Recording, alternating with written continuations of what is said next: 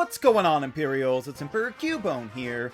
We've looked at many things across the Pokemon series that don't make a whole lot of sense, from bizarre egg groups to out-of-place evolutions, even the gym leaders themselves. However, there is the opposite side of that coin, with the antagonistic Pokemon trainers, often referred to as the evil teams. And while sometimes we get a group like Team Rocket who line up pretty well with their overall goals that are actually achievable, the others getting more outlandish makes them stand out even more for what they're missing. So let's go through and see if we can fix them to make the evil teams become more overall consistent. As I said, Team Rocket, content with petty crimes, doesn't really need any sort of theming when it comes to the makeup of their Pokemon teams. Although maybe because Giovanni is the ground-type gym leader, they could have used more of that type, unless that was on purpose to mask his involvement.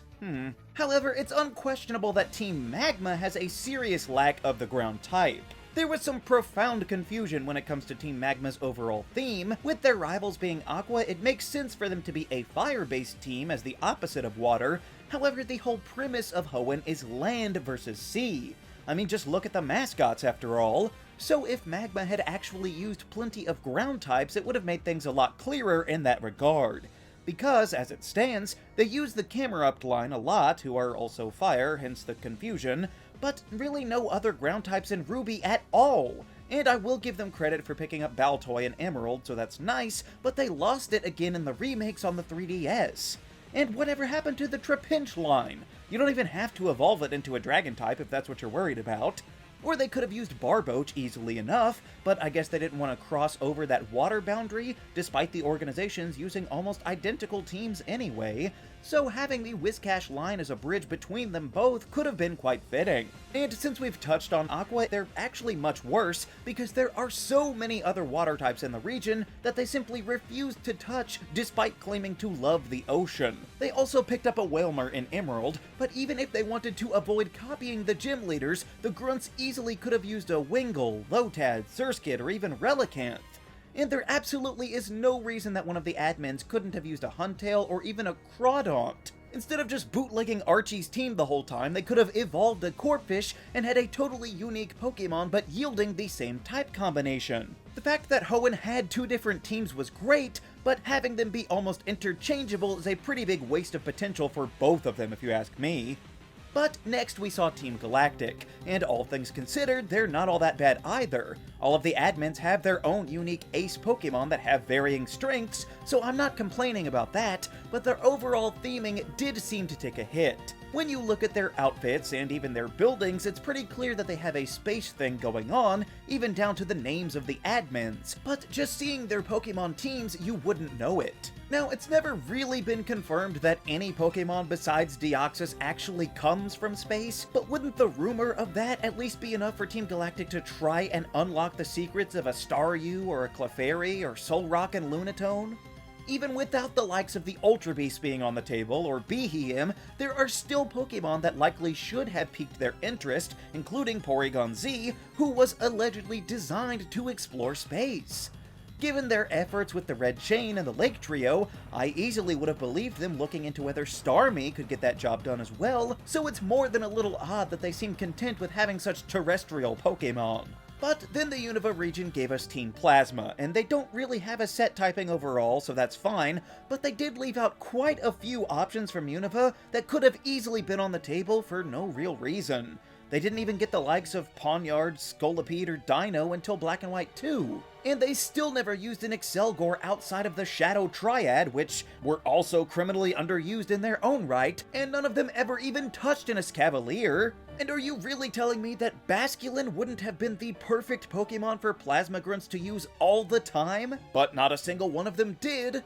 Also, not for nothing, they did include a Steel-type specialist in the sequels with Colress, but they easily could have covered the final one typing left out of the game with Rock. Since Fairy didn't exist yet, it sticks out like a sore thumb that they were one type shy of perfect coverage in Unova. However, Team Plasma didn't think the Rock type was cool enough to bother with, I suppose. And of course we have probably the worst evil team, that being Team Flare, who once again don't explicitly have a type they must conform to.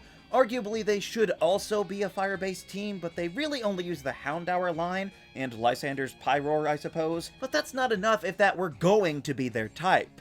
Although I guess technically there is Malva too. But the actual problem with Team Flare is that they seem woefully inadequate when it comes to following their own stated goal. Team Flare claim to be all about wanting a more beautiful world and that they will destroy anyone else that they deem unworthy. Well, I hope that they're comfortable knowing that means them as well. The only Pokemon common to Team Flare that could even be considered close to beautiful is Liepard. Maybe at a stretch the Electrike line, but most of the grunts use Golbat or Scraggy or even Swalot. As much as I adore the Krogunk line, pretty is not something I would call them. Even the admins use ugly eyesores like Druddigon or Drapion, who, to be clear, are not inherently bad Pokemon, but they fly in the face of the beauty aesthetic that these people seem to want so badly, to the point of firing a weapon of mass destruction. Why didn't any of the numerous admins in the game use anything like Florges, Roserade, Vespiquen, Swanna, Masquerain, or Altaria, all of which are found in these games, by the way, instead of just any random fodder that doesn't line up with their ultimate plan? Beauty is in the eye of the beholder, but remember, this man that supposedly loves it so much willingly chose to use a Gyarados over Milotic, which is basically the poster child for beauty across the whole Pokemon series. But now that we're done with that, we can lighten things up with Team Skull, because despite their ominous branding, they're actually pretty lighthearted and funny. However, I do have a bone to pick with Team Skull, that being the real lack of bone-related Pokemon around. Now, to be fair, there aren't too many skeletal-adjacent Pokemon, the new Fire-type starter notwithstanding, but you could still have seen some of the Team Skull grunts use a Cubone here or a Vullaby there. I know that Alolan Marowak is sort of Kiawe's turf, but how cool would it have been for someone on Team Skull to use a regular Marowak instead, showing off the differences between the forms? I guess maybe that wouldn't line up with some of their type specialties, but all I'm saying is I'm pretty sure a high-level grunt could have squeezed in a Mandibuzz somewhere along the way. As for Team Yell, they're actually pretty good on the Pokemon front since they mostly use Dark types, and their whole reason for being is to support Marnie and cheer on people from Spikemouth, which is the only Dark type gym in the entire Pokemon world, so it works. Although if you ask me, their main problem is that they shouldn't even exist because they didn't need another red herring with Macrocosmos. Though they are similarly on brand with pretty much all Steel-type usage, but also take a look at Oleana's team. Flare really could have taken some notes on beautiful Pokemon here. But then of course we have Team Star, and it's not like we need to exclusively go with star-based Pokemon, but a few more encounters maybe would have been nice. Now, they do have the bases that they use to show off the Let's Go feature, where you technically fight like 30 grunts, but it feels a lot less satisfying than battling evil teams in the past. And across the entire region, there are less than a handful of actual battles, with only one weakling Pokemon apiece. And that particular flaw even extends to some of the bosses as well. Mila only gets one Pokemon aside from her Starmobile, and the same goes for the Dark-type camp, but at an even lower level despite being further away. Now, Atticus and Ortega are a step up for sure with more Pokemon, and Aerie was actually quite good near the end of the game, but I also want to take a look at Carmen. You remember Carmen, right? She's basically the one named character that's not a boss in the entire group, so she's pretty important. And I really wish that they would have had more of these mid-level trainers to fight. Her team could use some work. I mean, I do appreciate the high levels, but with only 2 Pokemon, the battle is over before you can really even get into it. If they had a sort of lieutenant like that around the region to prep you for the boss fights instead of just churning through auto battles, it would create a much more cohesive connecting thread instead of having such a huge gap. Also, I'm not gonna cry about it, but it would have been pretty sweet if Cassiopeia could have had full use of all of the evolutions.